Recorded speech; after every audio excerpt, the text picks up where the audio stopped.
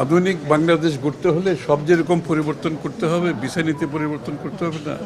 একটা বিষয় নীতি একটা দেশ সম্বন্ধে কথা বললে, এই দেশটি কেমন, এই দেশটি কি সহজগম্য একটা দেশ নাকি এটা কোনো বন্ধ, এখানে কোনো অনেক প্রতিকূল অবস্থায় বিরাজ করছে এই দেশে ঢুকতে হলে।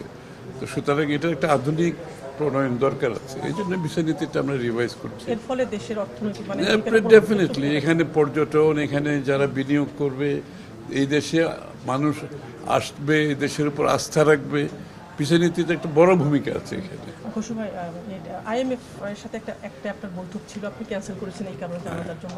আইএমএফ যারা আসছে এখন মিশন প্রধান, ওনারা আসলে কি বলছে, কিস্তির বিষয় নিয়ে কোনো কথা? বিষয়টা নতুন প্রোগ্রাম, আমরা তো আগের প্রোগ্রাম থেকে বেরিয়ে আসছি, কারণ ওরা আগের প্রোগ্রাম হচ্ছিল ওই স্বৈরাচার আমলের যে প্রোগ্রামটা করেছিল ফ্যাসিস্ট আমলে, ওখানে অনেকগুলো বিষয় তো আমরা সম্মত হইনি।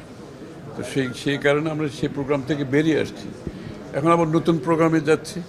একজন নির্বাচিত সরকারের বাংলাদেশের মানুষের স্বার্থ সুরক্ষা করে যে ধরনের প্রোগ্রামে যাওয়া দরকার সে ধরনের প্রোগ্রামে যাব।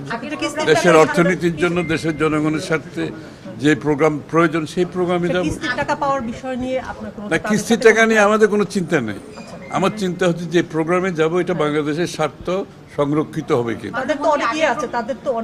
আমি তো বলছি যে এইখানে আমি কিস্তির টাকার চেয়ে আমার জন্য যেটা গুরুত্বপূর্ণ, আমি যে প্রোগ্রামে যাব এখানে বাংলাদেশের মানুষ, বাংলাদেশের স্বার্থ, অর্থনৈতিক স্বার্থ সংরক্ষিত হবে কিনা, এটা আমার জন্য সবচেয়ে গুরুত্বপূর্ণ।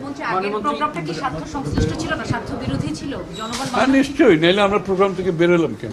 অনেকগুলো কন্ডিশন ছিল যেগুলো আমরা মনে করেছি সরকার হিসেবে, নির্বাচিত সরকার হিসেবে গ্রহণযোগ্য নয়।